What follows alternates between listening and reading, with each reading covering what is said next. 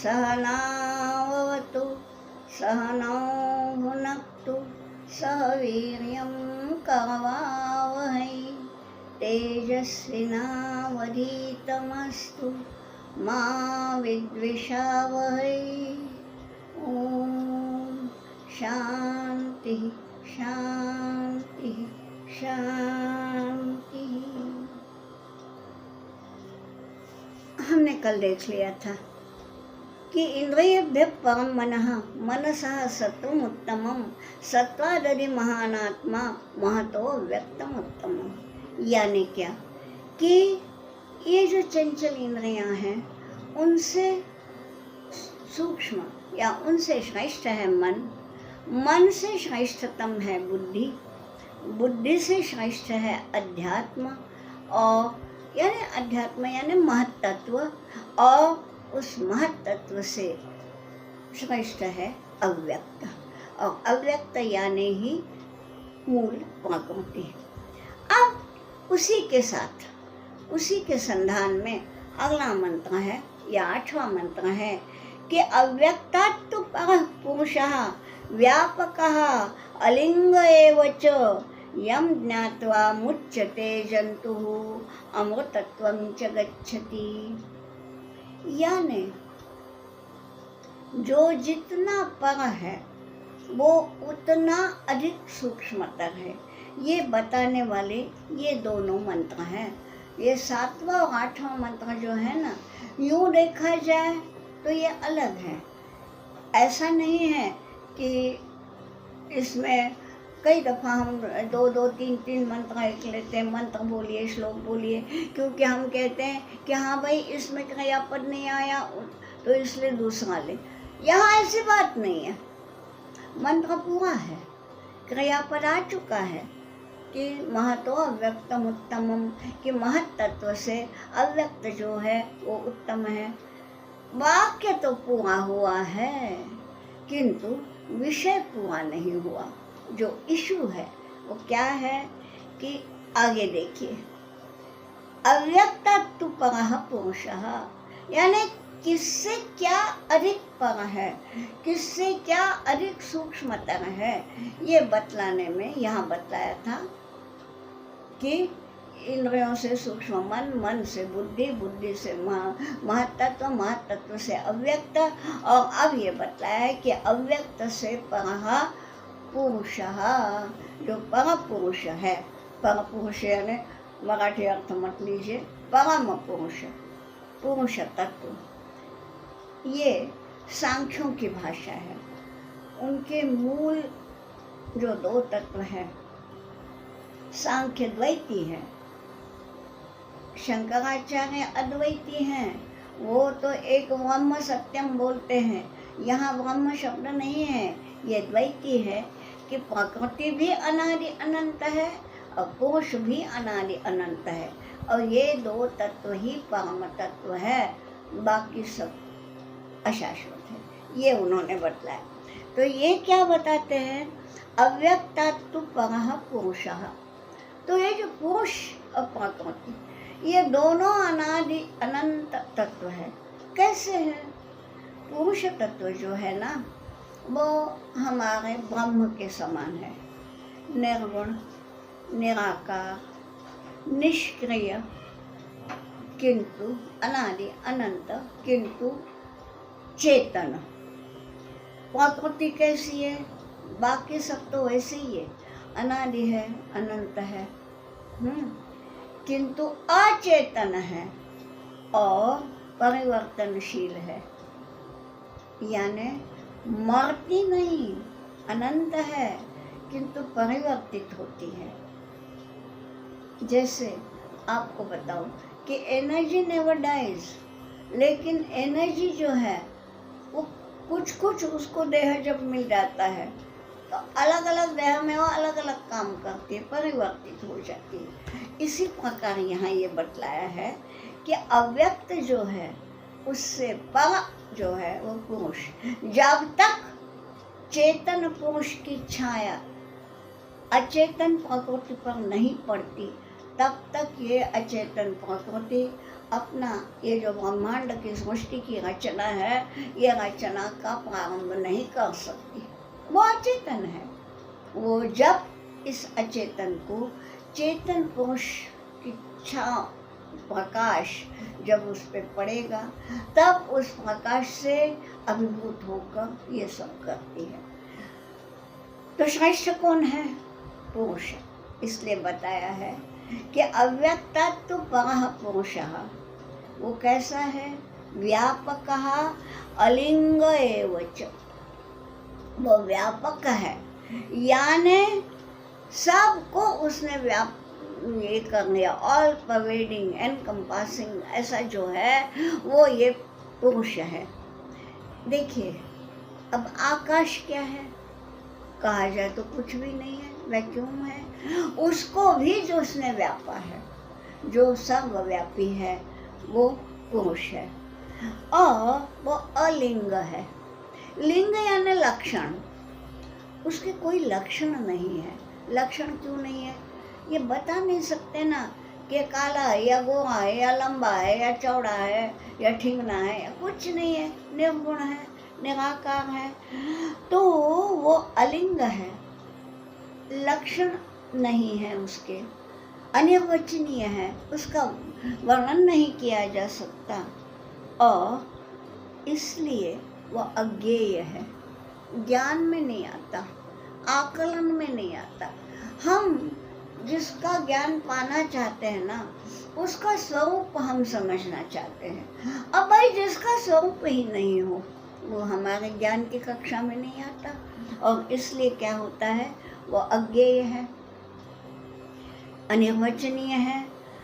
क्योंकि ये जो संसार के जो धर्म है ना, ये धर्म उसको छुए नहीं है, और संसार धर्म रहित है। और हमारे ज्ञान में वही आता है जिनसे हम परिचित हैं। संसार के धर्म है, स्पर्श है, कि अमुक वस्तु नरम है या कड़क है, हम स्पर्श से देखेंगे। अमुक वस्तु काली है या नीली है, हम आँख से देखेंगे। यानी जितना भी है हमारे इंद्रियों से जो समझ में आता है, उतना ही हम समझ सकते हैं। लेकिन जो इसके परे है वो अज्ञेय हो गया, और इसलिए वो अलिंग कहा गया है। तो अव्यक्तात् परः पुरुषः, जो कि व्यापक है, अलिंग है, ज्ञान मिलना, ज्ञान पाना कठिन है, किंतु फिर भी उसको यदि जान लिया तो यम ज्ञात्वा जंतुः मुच्यते। जिसका ज्ञान पाने से मुच्यते यानी मुक्त हो जाता है पुरुष। हाँ, जंतु बोला है। जंतु का अर्थ मराठी का नहीं लेना, जन धातु का अर्थ है जन्म लेने वाला, जन्म लेना, और जंतु यानी जन्म लेने वाला। तो जंतु यानी जिसका जन्म हुआ है वो जंतु, चाहे वो मनुष्य प्राणी हो चाहे कीड़ा हो। तो यम ज्ञात्वा मुच्यते जंतु, जिसका ज्ञान पाकर जीवधारी पुरुष मुक्त होता है, और अमृतत्वं च गच्छति, और वो अमृत हो जाता है। अमृत होता है यानी जब वो समझ लेता है कि मैं यानी ब्रह्म हूँ, मैं यानी देह हूँ ही नहीं, तो देह गिर गया, देह भस्मसात हो गया, तो भी उसको कोई फर्क नहीं पड़ता। उसकी आत्मा जो है वो न देह से उसका कोई संबंध है, न देह जला तो उसको कोई उसकी आग की लपटें उसको लगी है, कुछ नहीं। वो जो है वो अमर है। तो यहाँ ये बतलाया है 7वें और 8वें मंत्रों में कि जो जितना अधिक सूक्ष्म है वो उतना अधिक परम है, श्रेष्ठ है। और इस श्रेष्ठत्व के इसमें परम श्रेष्ठ जो है वो ये ब्रह्म तत्व है, जो कि अलिंग है, सर्वव्यापी है, और जिसके ज्ञान से हम मृत्यु को भी जीत सकते हैं। ठीक, अब ये कैसा है? देखिए अगला मंत्र 9वां, ये बतलाया गया है ये ब्रह्म तत्व है इस कैसा। देखिए क्योंकि पहले ही बता दिया वो अलिंग है। अलिंग है यानी लक्षण ही नहीं है कुछ। लक्षणों से हम ज्ञान पाते हैं ना, उसका बता कोई ज्ञापक चिन्ह तो होना चाहिए। यहाँ कोई ज्ञापक चिन्ह नहीं है, तो उसका दर्शन कैसे हो? तो यहाँ बतलाया है, न सदृशे तिष्ठति रूपमस्य, अस्य रूपम, इसका आत्मा का रूप सदृशे न तिष्ठति, हमारे दृष्टि में नहीं आता। यानी ऐसा नहीं है कि हम आँख से देख पाए कि हाँ भाई लाल है, पीला है, लंबा है, छोटा है, ये सब कुछ नहीं, क्योंकि है ही नहीं कुछ। तो दृष्टि जो देख पाती है वो सब, उसमें लिंग है ही नहीं, इसलिए पहले ही उसको अलिंग बोला है। तो अस्य रूपम सदृशे न तिष्ठति। फिर न चक्षुषा पश्यति कश्चन नयनम। अब ये सदृश यानी क्या? दृष्टि का केंद्र। हम आंखों से जो कुछ भी देखते हैं, क्यों देखते हैं? क्योंकि हमारे दृष्टि केंद्र जो है, दृष्टा जो है, वो उसमें उसका स्वरूप जाता है और फिर वो हमारे इस इंद्रिय में आता है, तब हम देख पाते हैं। ठीक। अब क्या है, जब वहीं कुछ नहीं है, यानी दृष्टि केंद्र में ही कुछ नहीं है, तो हम आंखों से क्या देखेंगे? अंधा आदमी क्यों नहीं देख सकता? अंधे की भी तो आंखें हैं, लेकिन इसलिए नहीं देख सकता कि उसके दृष्टि केंद्र से उसे संदेश ही नहीं मिलता। उसके दृष्टि केंद्र जो है, देखने वाली जो देवता है, वो देवता ही वहाँ नहीं है। इसलिए जब केंद्र से कुछ संदेश नहीं मिलता तो अंधा आदमी देख नहीं सकता।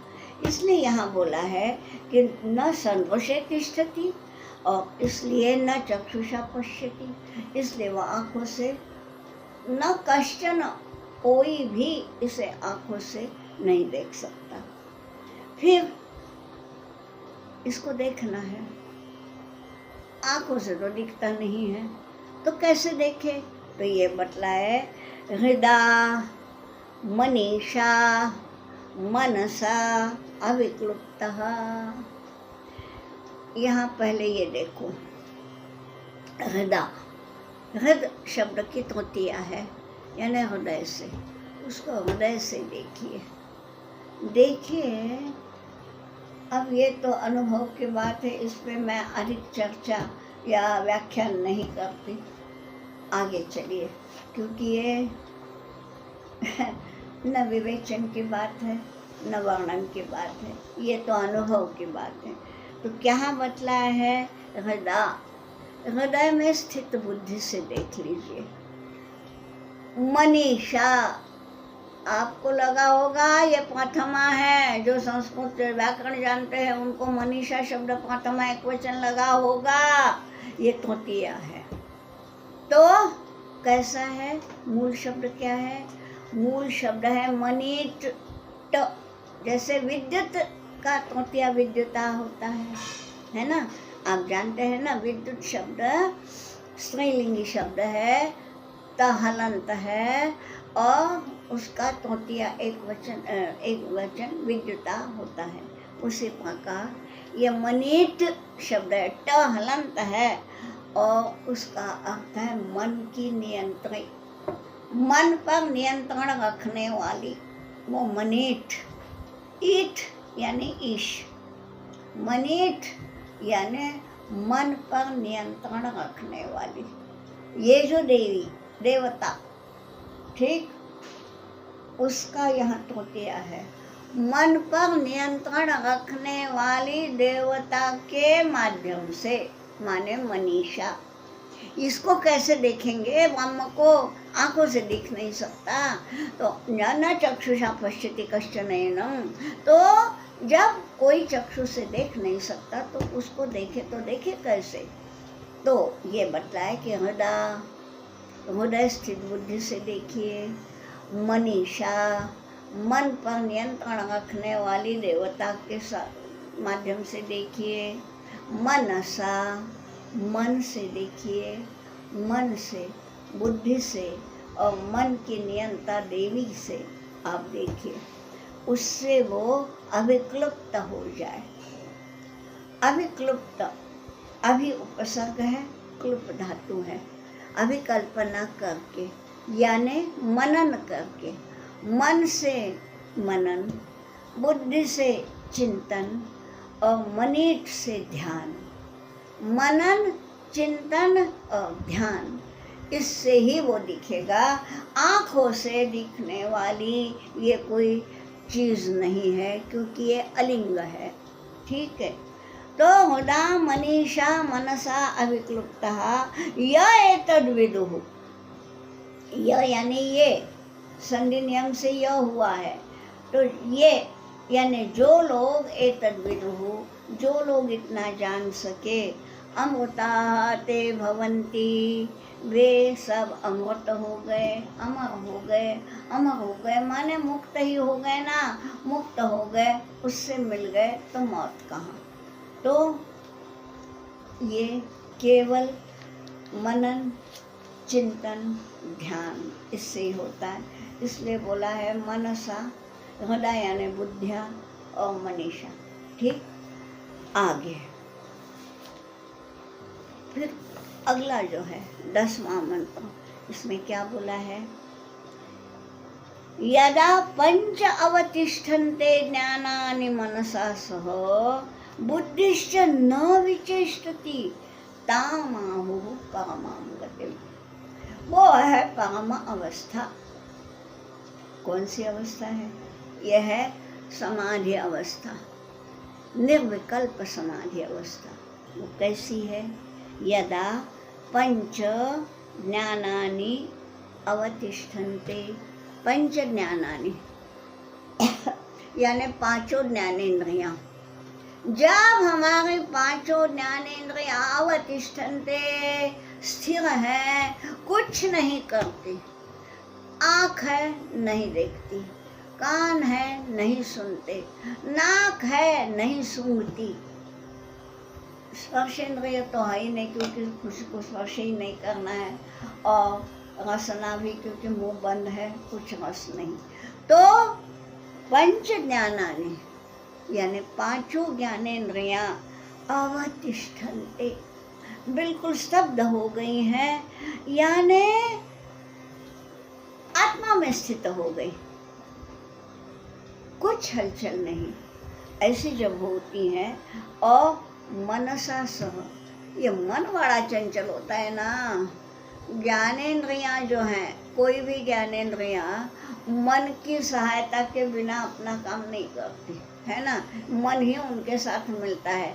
इसलिए मनःषष्ठानि इंद्रियाणि, गीता जी में कहा है, इंद्रियां 5 ही है, लेकिन मन को षष्ठ बोला है। ये छठवा जो है ना, अब मन को इंद्रिय कैसे बोले? पर बात तो यह है कि मन का साथ जब नहीं मिलता, इंद्रियां काम ही नहीं करती।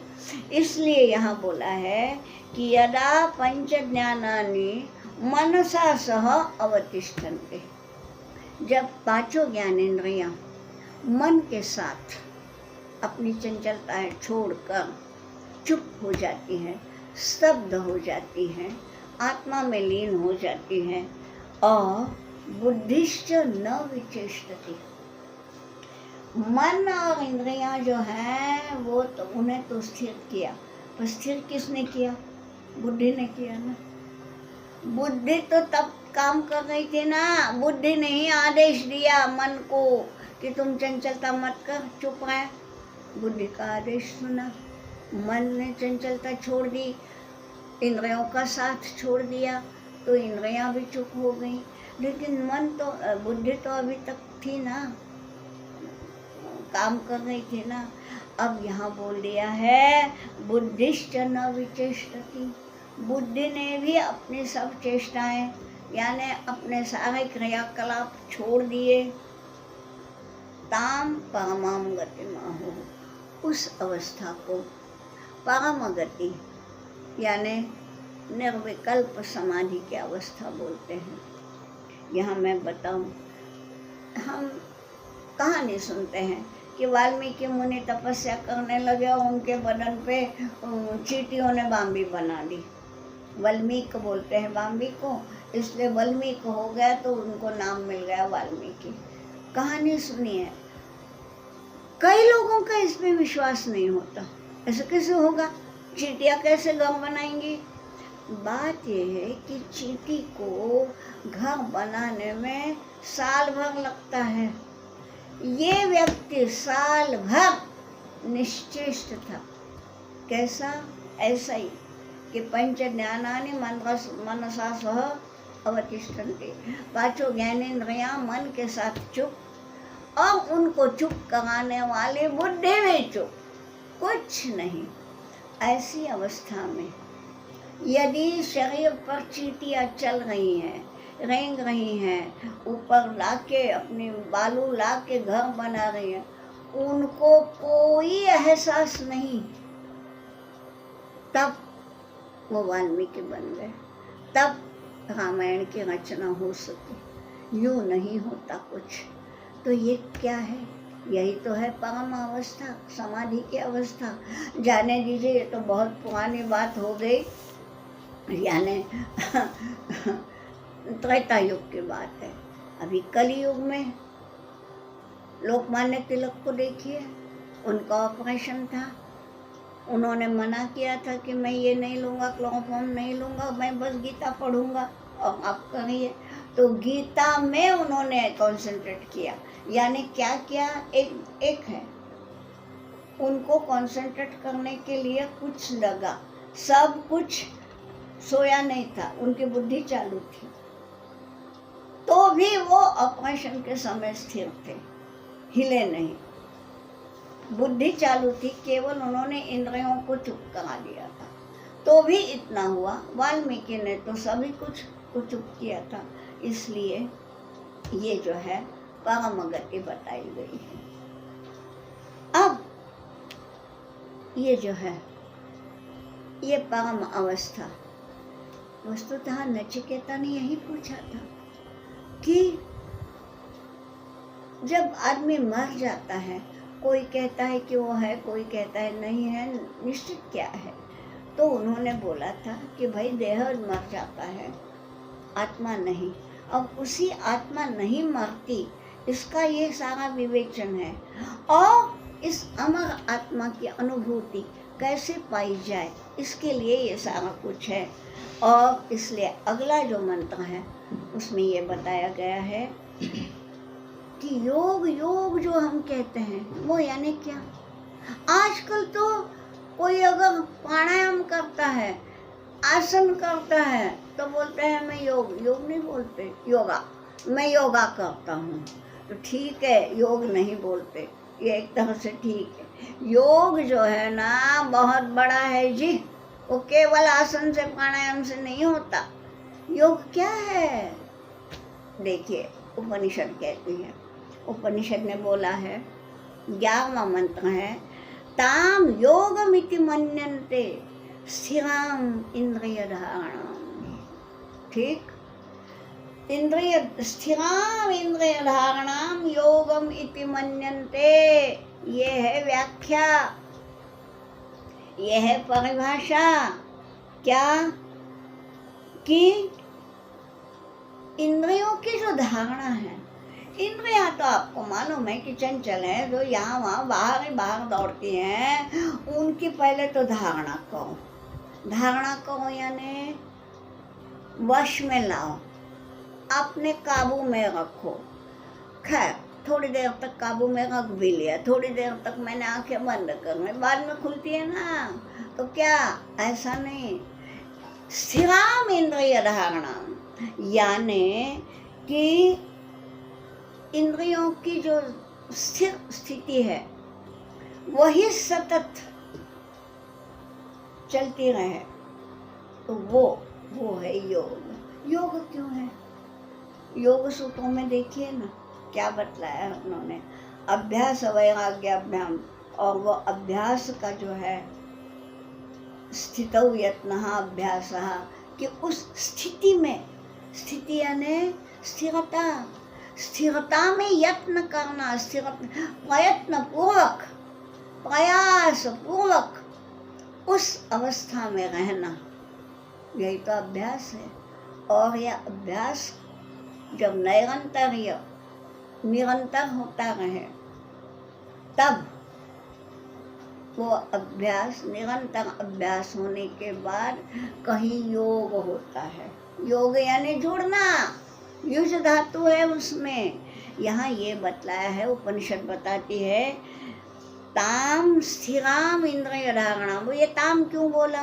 ताम इसलिए कि उसका पिछले मंत्रों से संबंध है कि अत्र पंच ज्ञानानि मनसा सह अवतिष्ठन्ते। जब पांचों इंद्रियां मन के साथ स्थिर हो गई हैं, ताम स्थिराम इंद्रिय धारणाम, वैसी स्थिर इंद्रिय धारणा को योग कहा गया है, मन्यन्ते। ठीक, योग यानी जुड़ जाना। किससे जुड़ जाना? उस तत्व से जुड़ जाना। अब फिर क्या होता है?